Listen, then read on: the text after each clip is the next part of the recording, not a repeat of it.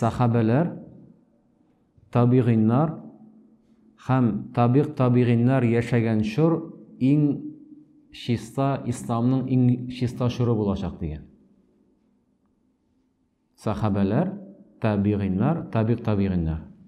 Biz bilemiz indi sahabeler, Allah Peygamberimiz sallallahu aleyhi ve sellem kurgan kişiler, şolay bit. Tabiğinler sahabelerini kurgan kişiler, tabiğinler indi tabiğinlerini kurgan kişiler bula.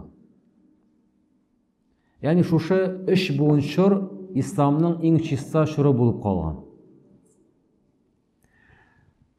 İkinci buğunda, yani tabiğinler yaşagan çorda, biz bilemiz yaşagan Hasan Basri degan bir şahıs galim. Şuşu Hasan Basri bizga ayta, o'zingizni de 3 turli amal qilganda o'zingizni tekshirigiz ali deydi. O'zingizni tekshirigiz 3 turli amalni qilganda. Birinchisi namoz o'qiganda, ikkinchisi Qur'on o'qiganda, üçüncüsü dua qilganda. Agarda siz namoz o'qiganda namozning lazzatin tuymaysiz ekan, Qur'on o'qiganda sizning harflar sekirishi, harflarni siz qarab o'qib borasiz. Lekin Qur'on o'qishning ta'mi yo'q. Dua qilasiz, dua qilganda ruhiy lazzat yo'q. Hasan Basri aytdi, agarda şuşu ish amalning birsisingina bo'lsa da qilganda sizda ruhiy lazzat, ruhiy ko'tarilish yo'q ekan dedi, sizning bilan Alloh taolo orasida parda bor dedi. Shunga ko'ra jamoat, agarda biz mana shu ish amalni qilganda bizda ruhiy ko'tarilish, ruhiy lazzat tuyu bo'lmasa, bizning Alloh taolo bilan orasida ilmda yo'q degan so'z. Anisha ilmda yo'q deganda, onun javobi g'odi bizning gunohlarimiz bor. Mana jamoat, Alloh subhanahu va taolo Qur'oni Karimda ayta, laqad halaqnal insana fi ahsani taqvim de, biz adam balasini eng ko'rkam qiyofatda yaratdik de. Ul bizga Alloh taolo berdi tan, aql, nafs, qalb, shulay bit. Bugungi kunda tan uchun bek ko'p reklamalar bor. Televizorni ochsaq da, telefonni ochsaq tag'in, onda tan uchun bek ko'p reklama yozsalar. Lekin qalbni poklav uchun, qalbni shiftartu uchun bizga reklama yo'q. Mana shu ikkinchi buunda yaşagan Hasan Basri ayta, gunoh qalbning buzuqlig'ini dalillovchi 6 aybir bor deydi. Bizning jonimizning buzuqlig'ini, qalbimizning pishranganini, qalbimizning buzuqlig'ini bildiruvchi 6 aybir bor degan. Ne uchun Hasan Basri qalbga e'tibor beradi? Chunki jamoat biz bilamiz, Alloh subhanahu va taolo Qur'oni Karimda ayta, "Yawma la yanfa'u malun va la banun illa man atalloha biqalbin salim" de. Alloh subhanahu va taolo ayta, Qur'oni Karimda qiyomat kunida sizning mollaringizda, oqshalaringizda, bolalaringizda yordam eta olmas, sizga yordam etir salamat qalbingizgina deydi. Shunga ko'ra bizning salamat qalbimiz chista bo'lib tegishli. Chunki Alloh taolo bizga ona qornimizda bo'lgan chip-chista etib keltirib topshirgan, bizning jonlarimiz Alloh tomonidan kelgan. Ham adam bolasini jon olganda farishta qarayashaq, uning joni chistami yo'qmi? Chista bo'lmasa endi u og'irlik bilan chiqara, jon berganda u kishiga og'irlik keladi. U vaqtda chistarini bitsa endi qiyomat kunida joylaroq bo'lacaq. Unda chistarini masala qiyomatdan so'ng yo'qdan jahannamga tushib chistarini kerak bo'lacaq bu qalbga. Davom etamiz. Hasan Basri aytdi, qalbning buzuqlig'ini daloshi 6 aybir bor. Birinchisi aytdi, Әгәр дә без гөнаһны кылабыз икән, тәүбә итермен әле дип. Әгәр дә без тәүбә итермен әле дип гөнаһны кылып йөрибез икән, бу калб бозыклыгының беренче галәмәте. Чөнки карыйбыз бүгенге көндә җәмәгать күпме кешеләр гөнаһ кылып йөриләр, алар әйтәләр, без соңрак юлга, туры юлга керебез әле. Менә минем әтием 60-та намаз укый башлады, минем әби 65-тә укыган, әни дәгән пенсиягә чыккач кына дингә кереп китте. Кеше һаман кичектерә, җәмәгать гөнаһ кылуын дәвам итә, намазы да кала, уразы да кала. Җәмәгать менә без бик күп гыйбрәтле вакыйгалар күрәбез. Күбрәк тә менә имамнар, хәзрәтләр мәчеттә эшләгәнлектән төрле җирләргә алып китәләр безне. Казанда эшләгән вакытта мине алып киттеләр 21 яшьлек егетне озатырга ахирәткә. Үлеп киткән. Моны инде моргта жуганнар, алып кайтканнар инде квартирага кергәч, сөйләшеп киттек тә, мин моны башта белмим бит нинди кеше икән. Әйттеләр, менә 21 яшьлек егет. Ничек шулай булды дигәч, туганнары җылы инде, ана хәзрәт ди, 5 кеше ди Украинага чыгып киткәннәр, ул вакытта әле Украина сугышы буе. Украинада эшләрне эшләп бетереп, кире өйләренә кайтканда эшләрне эшләп бетереп инде рульдә кеше йокыга китә дигән, фурга бәрелеп, 5-се дә шунда халак булалар. Бу үзбәк кешесе иде, аның туганнары шушы Казанда булгач, аны Казанда җирләдек инде. Берсе Казакстанда булган, берсе тагын өчесе кайсыдыр якта булган, шул якка кайтарып җибәргәннәр. Yani cemaat nasıl aytasım kile, yani biz bugün var, irtege yok. Şuna göre günah kılını tövbe kılırma kişiktirip yürüyorum iken. Ölüm biz kütmegen vaktini kilerge mümkün. Allah subhanahu wa ta'ala Kur'an'da aytabit. Biz sizni de yoklatabız dey. Yani kişi yoktu bitin, yoklaganda ol, yartı öle. Allah Teala aytadi, biz tilasak sizga de jonni kiri qaytaramiz dey. Tilasak jon shiqib ketgach kiri qaytarmaymiz dey. Yani kishi yuqtarga yota, jon shiqib ketadi, jon 100% jon shiqib ketgan, lekin pul istiba bizning yurak. Kishi bitni o'lib bitmay. Ammo lekin Alloh Teala tilasa, u jonni kiri qaytarmay shiqib ketgan jonni ham pul shundan to'xtaydi. Biz ayta olmaymiz bit. Bila olmaymiz bir nechta kishi yo'qlagan yeridan ketib borishi mumkin. Tağın bir ikinci g'ibratli misol. Birisinde Qozonda mayit zotirga chaqirdilar. Muni shulay morgda jug'anlar. Gazeldan oldik da shulay pat üstübünde o'qiymiz. Bir chista yerga olib ketdik tayin mayitni. Janoza o'qigancha bir xotin qiz jilab keldi shu mayit yana.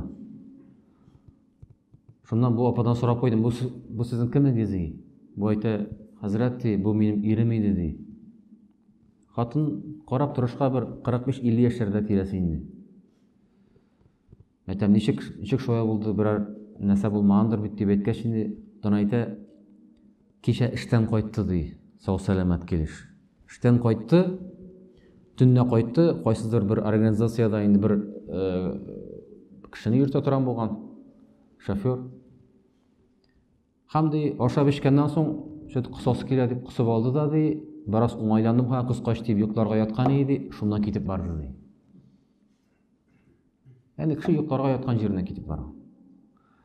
Shunga ko'ra birinchisi qalbning buzuqlig'ini dalillovchi u narsa gunohni tavba etirman deb qilsa dey, gunoh birinchisi shu qalbning buzuqlig'ini bildiruvchi amal. Ikkinchisi g'ilm olib da onun bilan amal qilmasa dey. Agar da biz g'ilm olamiz ekan, onu amalda qo'llanmaymiz ekan, ko'plarimiz masjidga yuri, Qur'on o'qiymiz, onun tafsirini o'qiysan, bir hadis eshitding, hadisni o'qiysan, onu amalda qo'llanirga kerak bitali jamoat. Mana Payg'ambarimiz sollallohu alayhi vasallam vaqtida bitindi g'arablarga Qur'onni yodlab bir narsasi og'irligi bo'lmagan, chunki u g'arab tilida, o'zining tilida anglab bora.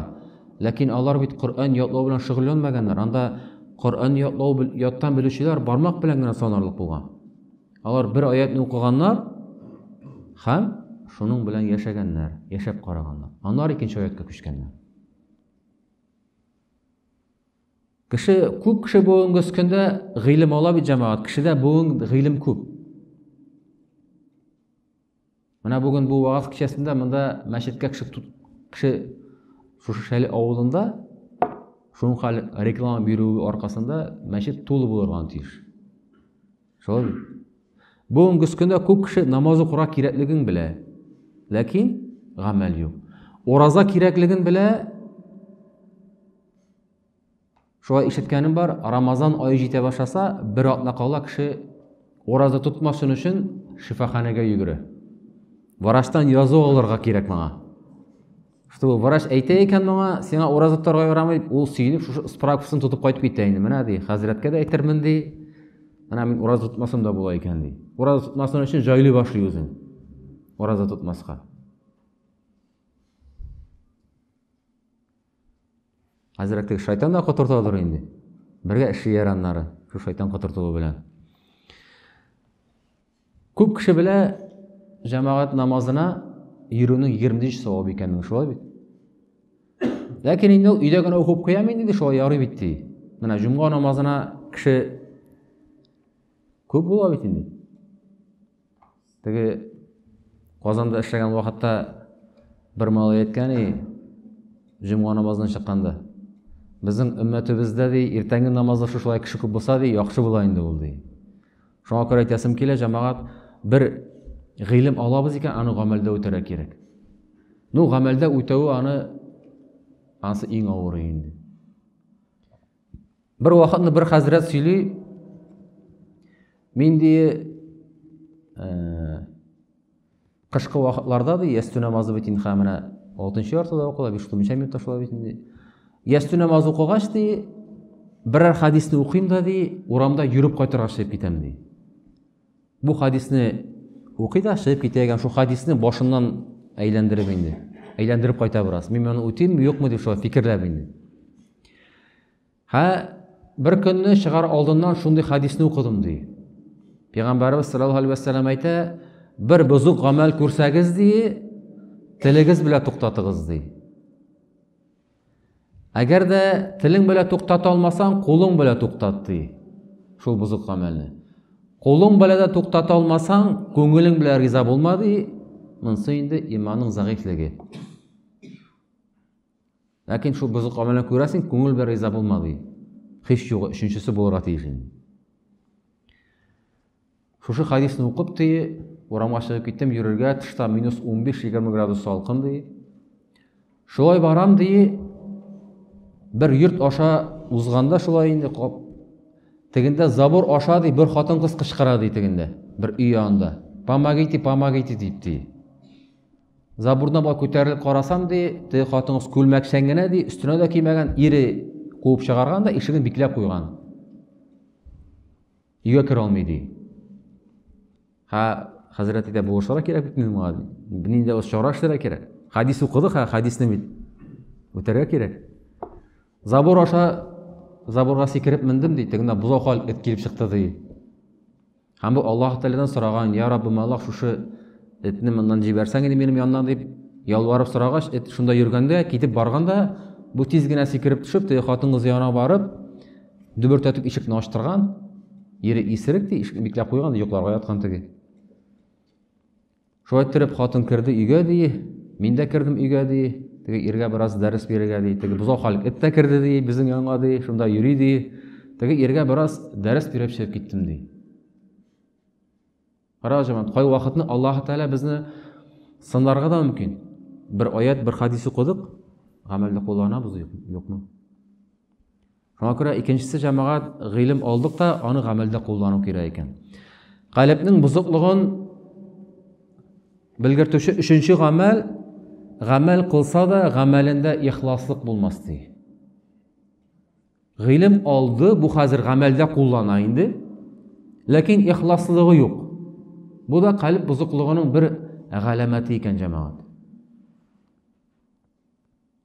Әгәр дә без намаз укыганда ихласлык булмаса, садака биргәндә ихласлык булмаса, boshqa ishlarni ishlaganda ixloslik bo'lmasa.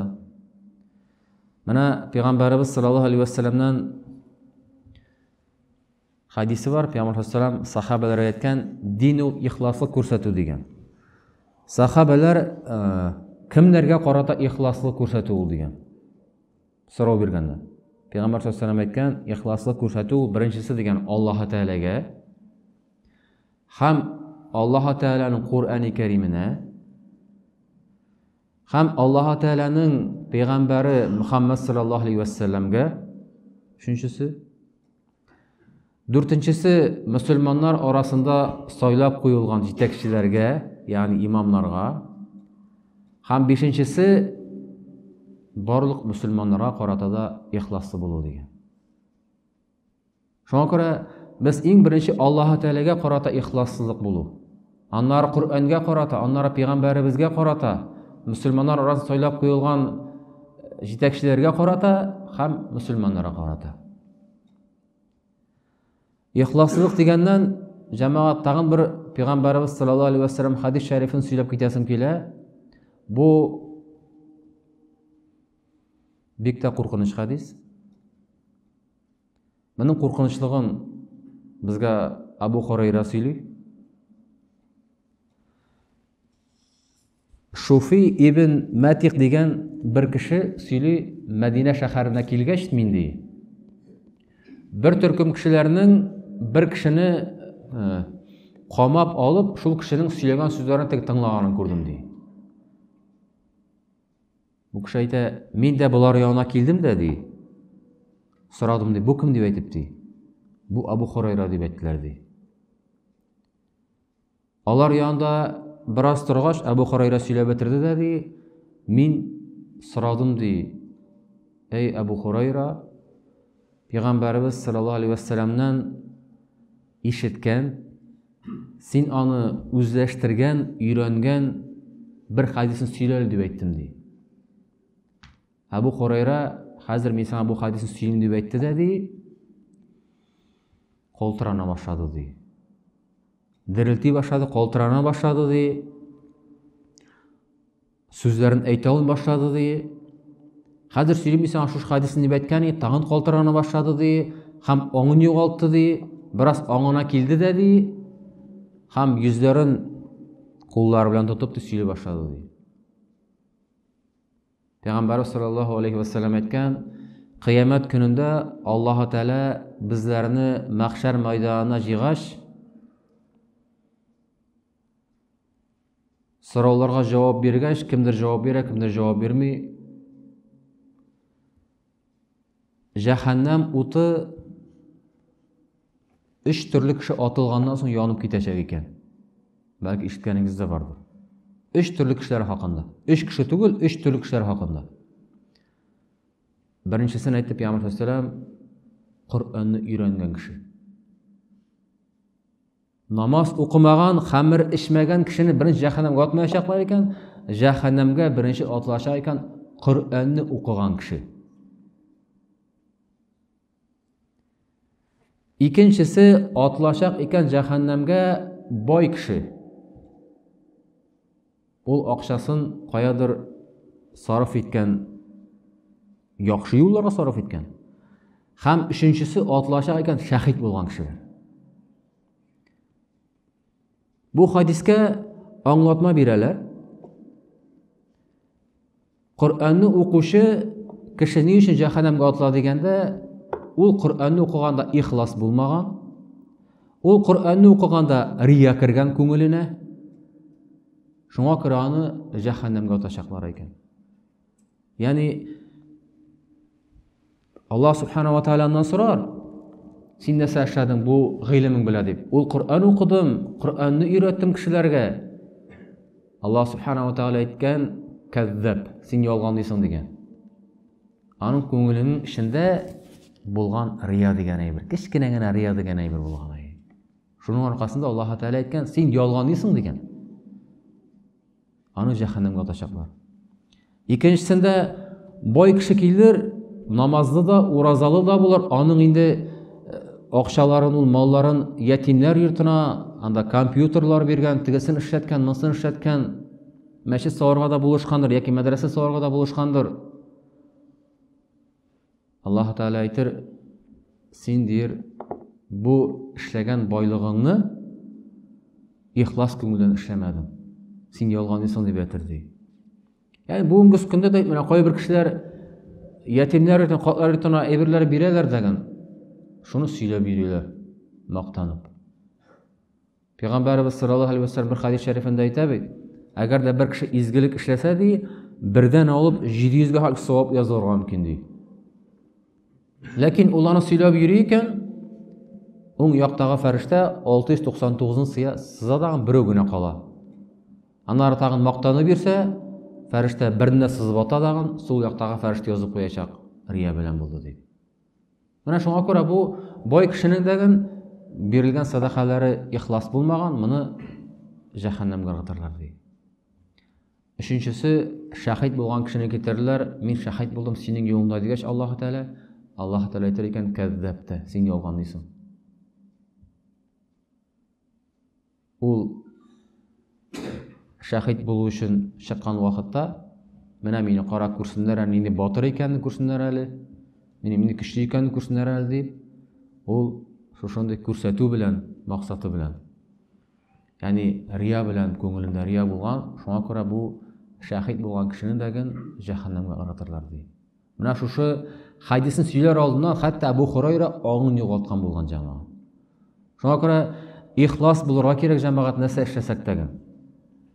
Минең дә вагазларымда сөйләгәнем бар. Кул Шариф мәчетен салганда, төзегәндә халыктан акча җыйдылар бит, ягъни халык садака бирде шул мәчетне салганда, Кул Шариф мәчете салганда. Кем күпме булдыра ала? Кемдер 50 сум бирде, кемдер 10 сум бирде, кемдер 1000 сум бирде анда. Аның үзенең сала торган урыны бар иде. Һәрбер кешене яза торган булгандар менә шушылай бер бланкага Фәләнович 10 сум бирде дип бланкага язып, подпистар куйдырып, һәрберсен язып куя торган булгандар. Берәү 10 сум биргән дигән, шулай язып куйганнар аныкында инде.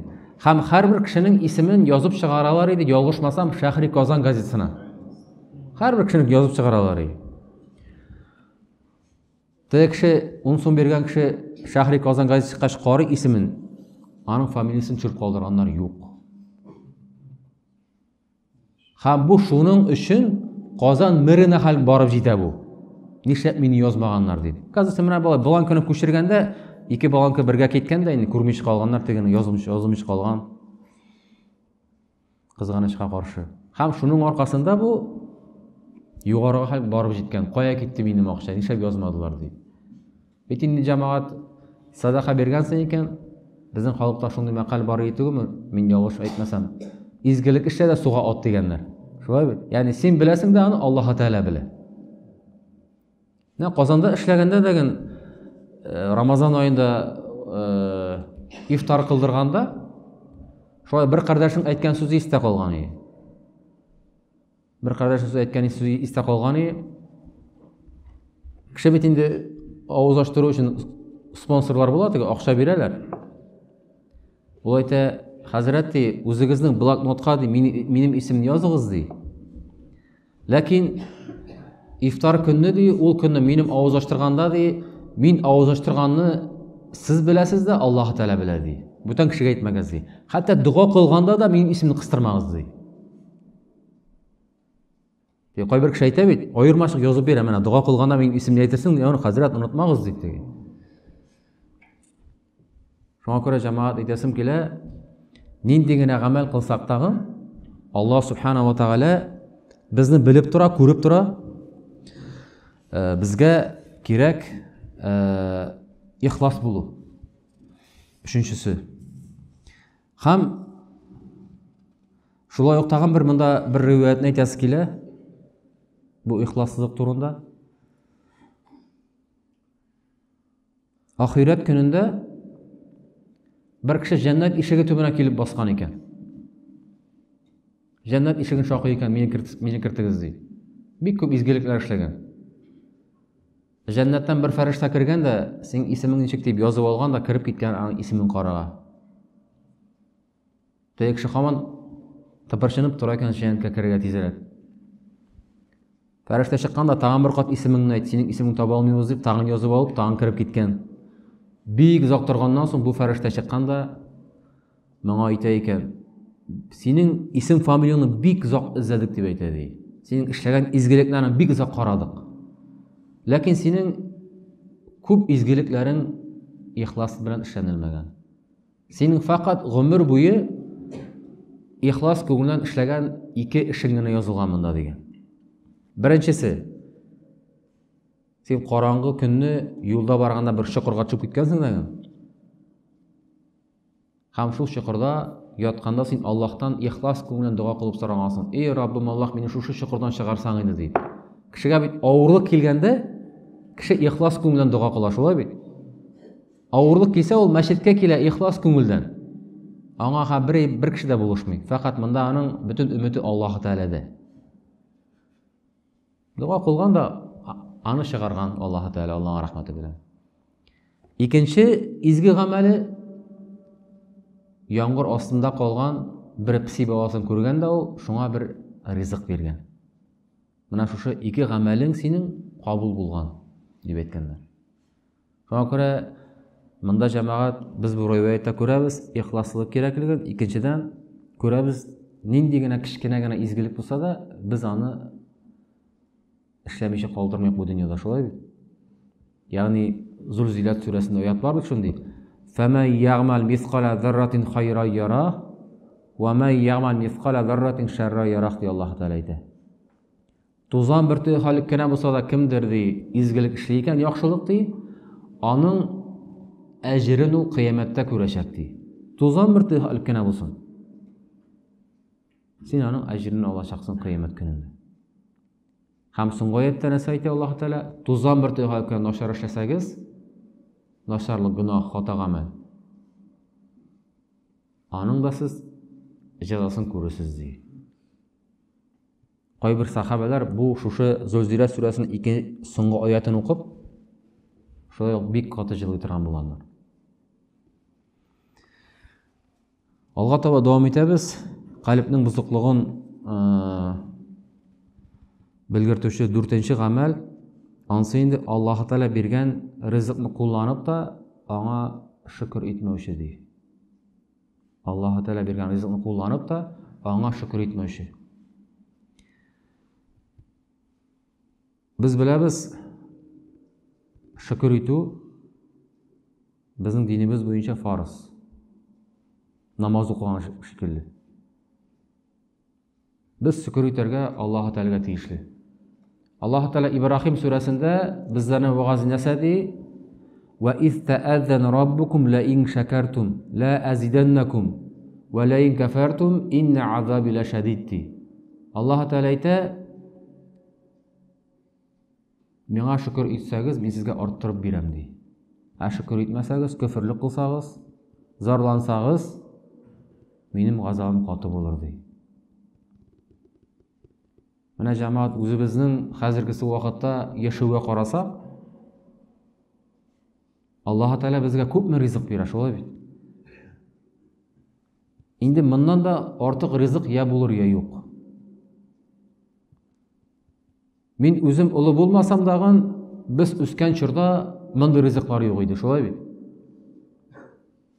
30-40 ел артка чигенсәк, менә монда миңа караганда улы абыйлар, апалар утыра, әтиләр, әниләр, әбиләр, бабайлар. Без беләбез, әлхәмдүлилләh, менә җәмәгать бүгенге көндә күпме ризык. Ләкин җәмәгать шөкер дигәч, күп кеше уйлый, Аллаһка шөкер дип әйтсәм, миңа шул җитә ди. Хәзер ул сөйләшкәндә инде кайбер кешеләр гадәткә кергән, Аллаһка шөкер дип әйтә торган сүз. Ләкин безнең күренекле шәхес галимебез Ризаит бин Фахретдин әйтә, шөкер ди 3 төрле булыр ди, 3 дәрәҗәдә. Беренче төрле шөкер, ансы инде һәрбер адәм баласы да белергә тиеш, һәрбер нигъмәт Аллаһ Тәгаләдән килә. Аллаһ Тәгалә бирүче байлыкны даган, Аллаһ Тәгалә бирүче безгә сәламәтлекне даган, Аллаһ Тәгалә бирүче безгә акчаны даган, машинаны да, квартираны даган. Ярармысың, күпләр үти беләләр. Әйе, Аллаһ Тәгалә бирде дип әйтә. Икенче дәрәҗәдә шөкер ансы инде һәрбер ниғмәт бирелгәндә без Аллаһ Тәгаләгә әлхәмдүлиллаһ дияргә тиеш. Йорт салып чыктың, әлхәмдүлиллаһ. Машина алдың, әлхәмдүлиллаһ. Зарплата килде, әлхәмдүлиллаһ. Ярар, мынсында үтиләр күп кеше әйтә мынсындагы. Ләкин өченче төрле шөкер ансы инде безнең тән гыйбадәтләребез. Намаз укуларыбыз, ураза тотуларыбыз, изге гамәлләр кылуларыбыз. Менә монсы инде күп вакытта төшүп кала җәмәгать. Күпләр монысын үтәми. Гайша радиллаһу анһадан сораган булганнар, сезнең яшәвегез ничек булды дип, Пәйгамбәрбез саллаллаһу алейһи ва саллям вафат булып киткәч. Тормышларыгыз ничек булды? Малга карата, акчага карата, ризыкка карата. Айша радиллаһу анһа әйткән, өйдә 40 көн ут янмаган вакытлар булды дигән. Ут янмады дигән сүз 40 көн ашарга пешергән булмаган. Финик ашап су ичеп торганнар, гарәпләр без беләбез. Менә без бүгенге көндә финиклар өстәл тулы, финик безнең шулай бит. Әле ул вакытта өстәл тулы да булмаган. Bir вакытны бит Пәйгамбәрбез саллаллаһу алейһи ва саллям ишеген шакыйлар. Пәйгамбер саллаллаһу алейһи ва саллям үзе өйдә булмый, Гайша аша ишекне. Ачса, ишек төбендә bir хатын-кыз. Берсесен кулына күтәргән, берсесен җитәкләгән. Безгә ди бераз ашарга бирә алмассызмы ди тагын ди. Хәер сорашу бирәләр.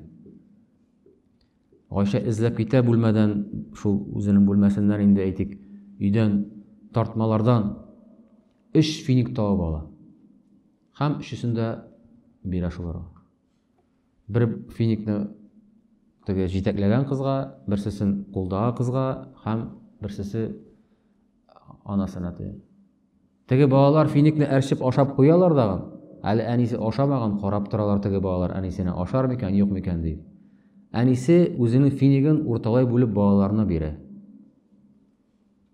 Шушы хәлне күргән Гайша радиллаһу анһа Пәйгамбәрбез саллаллаһу алейһи ва саллям кайткач, шушы хәлне сөйләгәч, Пәйгамбәрбез саллаллаһу алейһи ва саллям әйтә, бу анага ди Аллаһ Тәгалә җәһәннәм ишеген япты ди. Шушы балаларына карата мәрхәмәтле булган өчен ди. Җәһәннәм ишеге ябылган бу анага. Ана шушы балаларына карата мәрхәмәтле булган өчен. Бу Аллаһ Тәгаләнең яраткан пәйгамбәренең өендә булган хәл җәмәгать. Карагыз, Пәйгамбер саллаллаһу алейһи ва саллямның тормышы ничек булды? Һәм шулай ук карыйк җәмәгать үзебезнең әй бабаларыбызның тормышын. Алар урак өстендә урак урды, шунда намазын да укыды, ураза тотты, шунда баласын тапты, шулай бит әйе.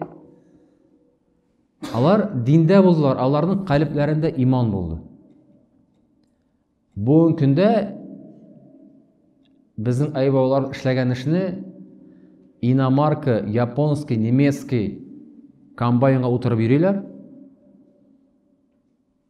Футболка белән, кондиционер бар, музыка бар. Син барып кара, син уразамы ди. Кайсы сан ураза тота икән? Диндә булучы сан ураза тотарга мөмкин. Исламда, намазда, әй уразада, алар үтәргә мөмкин. Ләкин аларның күбесе шушы комбайнда утырып, йөреп, алар ураза тота алмыйлар. Диннән алар ерак. Шуңа күрә әйтәсем килә, ягъни шөкер 3 төрле була дидек, шулай бит әйе. Бу шөкер иткәндә фақат ризык белән генә карамыйк җәмәгать. Безнең менә тәннәребезгә карасак тагын, Аллаһ Тәгалә безгә мөмкинчелек биргән менә шушы мәчеткә килеп намаз укырга, аякларыбыз, кулларыбыз эшли. Кемнәрдер мәчеткә дә йөри алмыйлар. Аллаһ Тәгалә бит бу авыру кешеләрне безгә бер гыйбрәт өчен бирә.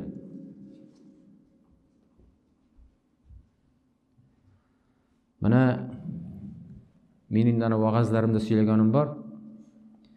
Минем хатынның әтисенең абыйсы, ул вафат булды инде. 15 ел аның 2 бүйіре дә эшләмәде.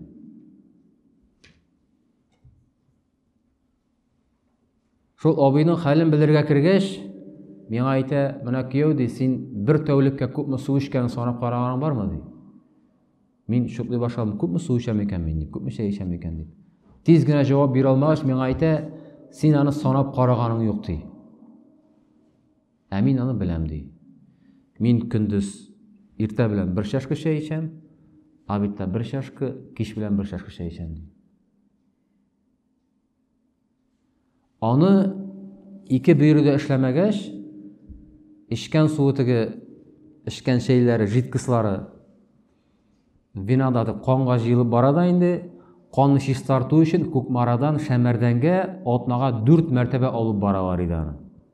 Уйлап карадымы? Көн аралаш почти аны алып барырга кирәк. Менә шул ниләрне укып утырганда бер нигә очрадым. Безнең бүйір ничәдер граммлык кына бүйір, шул бүйірне алыштыра икән 77 килограммлы аппарат. Бу аппарат тәүлеккә кешенең 250 литр канын чистарта икән 68%-ка. Ә безнең бүйір 2500 литр канын чистарта ала, 2500 литр. Һәм 100%-ка. 100%.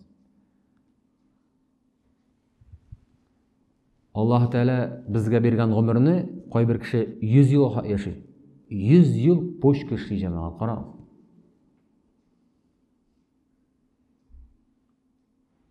Кайсы иң яхшы япон машинасы 100 ел бер-берен алыштырмыйча торырга мөмкин. Аллаһ Тәала биргән бу бер бүйірнең генә берничә мисалын гына китердем җәмәгать. Бүйір турында укый башласак, Аллаһ Тәала безгә күпме безгә ниғмәт. Аллаһ Тәала Кур'ан-ы Кәримдә әйтә, мин биргән ниғмәтләрне ди, саный башласак, санап бетерә алмассыз ди. Ул безнең телебезгә күпме эшләрне үти менә бу телебез. Ул безнең борынга нинди әйберләр куйган. Берсендә Шигали авылында бер эши башлаган елларны гел аның белән аралашадыр бер абый белән. Шунда эши башлаган елларны Иске Шигалидә мунчага чакырадыр ул мине. Бер ара шул кешенең борынына операция ясадылар. Менә хәзрәт зубила белән шок-шок китерделәр инде ди. Шок исән калдым мин алардан ди. Һәм бу әйтә, көн суыта башлады ди.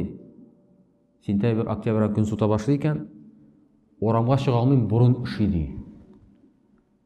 Аллаһ Тәала куйган безгә монда пәрдә, суык һаваны җылытып кертә торган. Моның теге пәрдәсен җыртканнар. Бу май ахырына хәл өйдә тора бу, тышка чыга алмый бу. Менә октябрьдә көн суыта башлый, ул көн җылынганчы өйдән чыга алмый. Кояшлы көндән генә өйдән чыга ала. Күрәсең?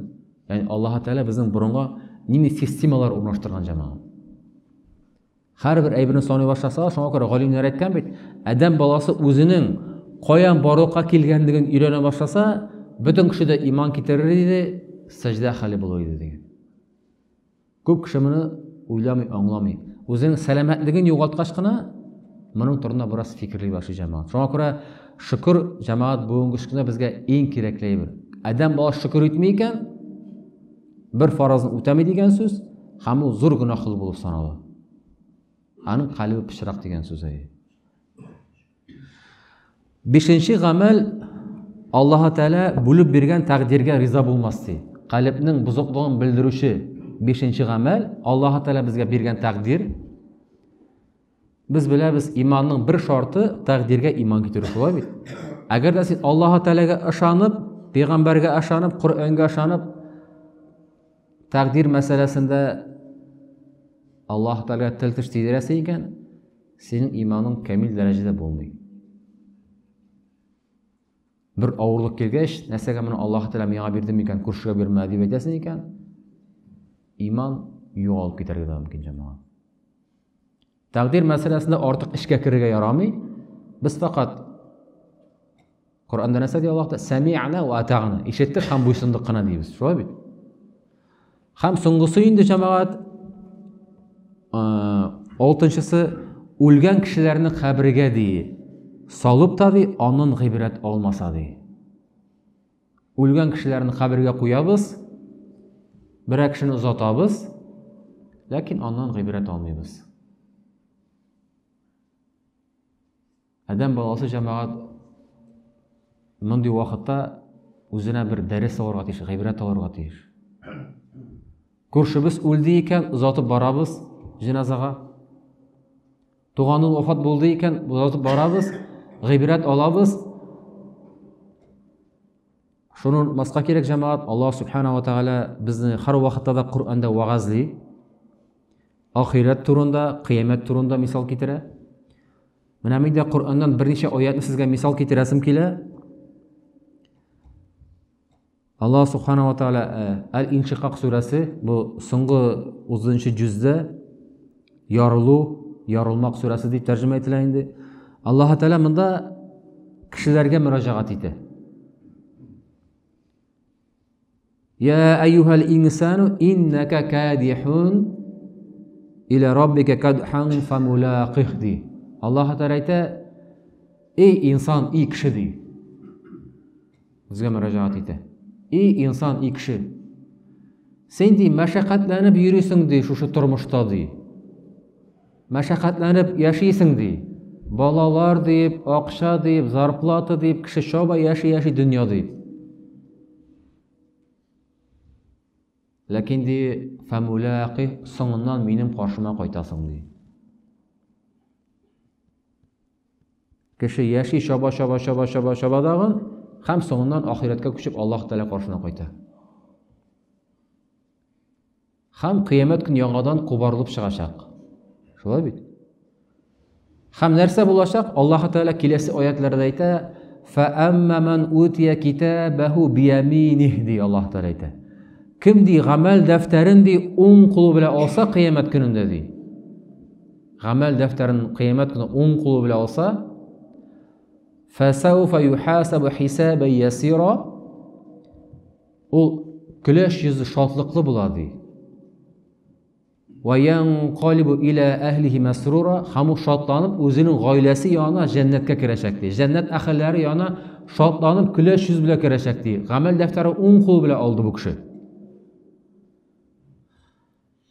Менә без бу дөньяда да бит мәктәп укып бетергәч, институтка, университетка укырга кергәндә экзамен бирәбез. Һәм көтәбез список чыккан, кайчан элеп куячаклар списокны укырга кирде дигән. Һәм көннәрдән бер көн әйтәләр, шул список чыкты. Университетка барып карыйлар да үзенең исеменен күргәч, ура дип сөенәләр, шулай бит? Укырга кирдем мин дип. Ахиратта моңа караганда зур сөенеч булачак. Чөнки ул гамәл дәфтәрен уң кулы белән алды, изгелекләре күп булган, ул җәннәткә сөенгән хәлдә керәчәк ди Аллаһ Тәгалә әйтә.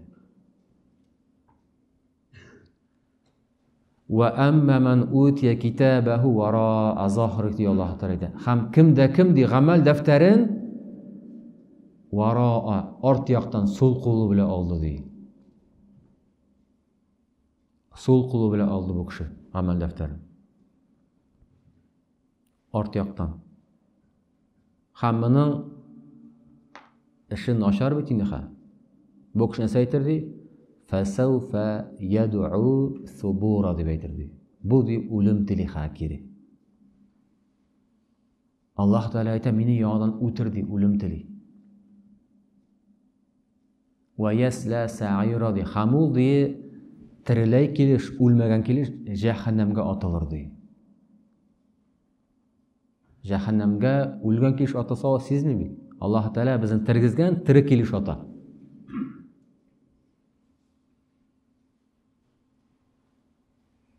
Аллаһ Тәгалә Куръан-ы Кәримдә башка аятта әйтә нәрсә ди җәһәннәм турында?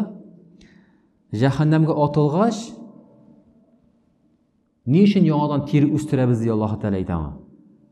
Teri үстерәчәкбез, терisi янып беткәч, тери үстереп чыгарачакбыз ди. Галимнәр бу аятны караганнар, нәрсә өчен яңадан терин үстерә микән Аллаһ Тәала дип.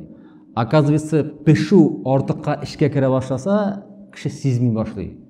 Иң авыр жаза менә бу теринең беренче катламыннан үтүгә. Авыр табашы кеше.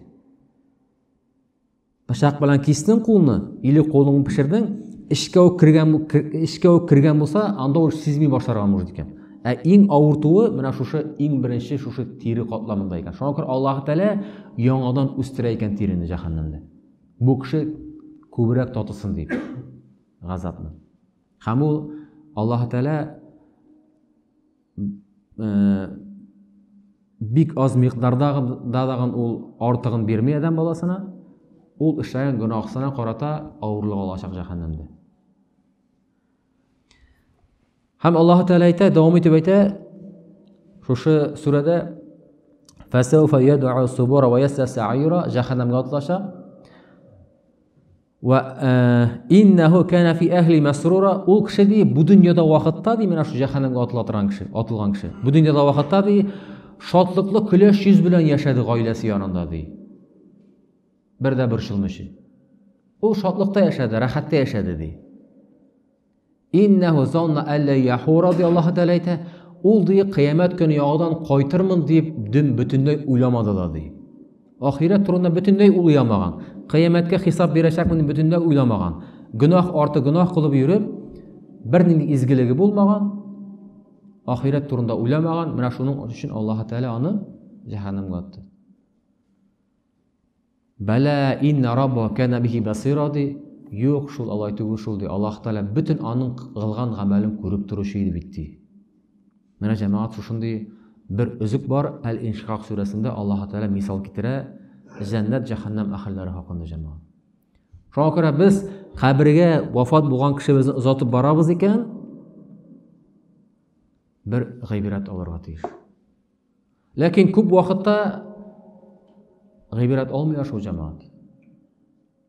Озатып кайта да үзенең уйласын уйламый да, белми дә.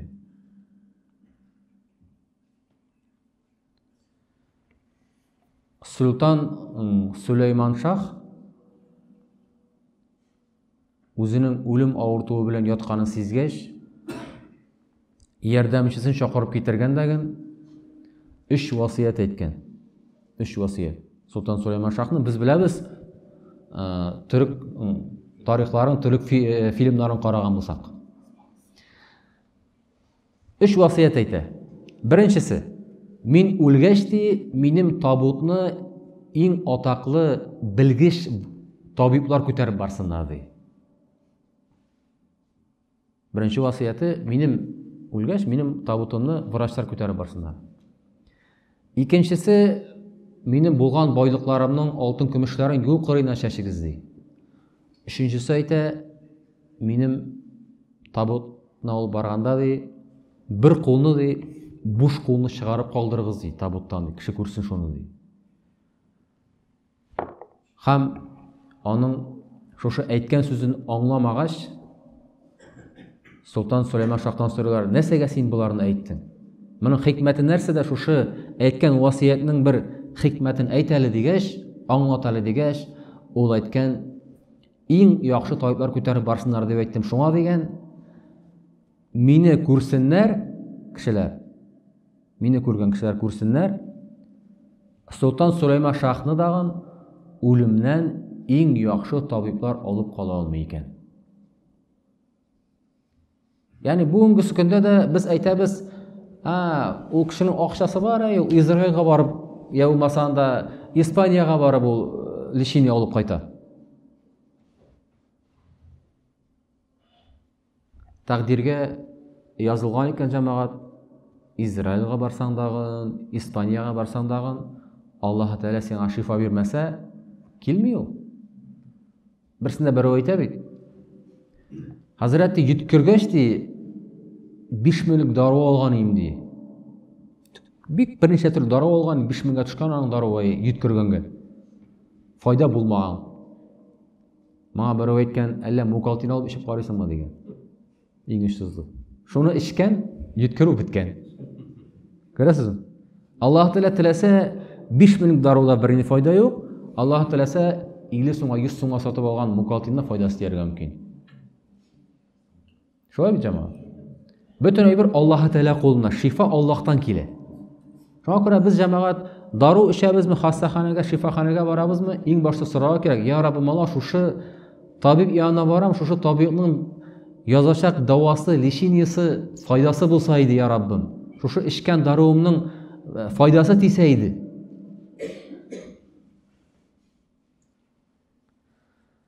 Теге дару дигәннән бер бик күп гыйбадәт кыла торган кеше булган бит.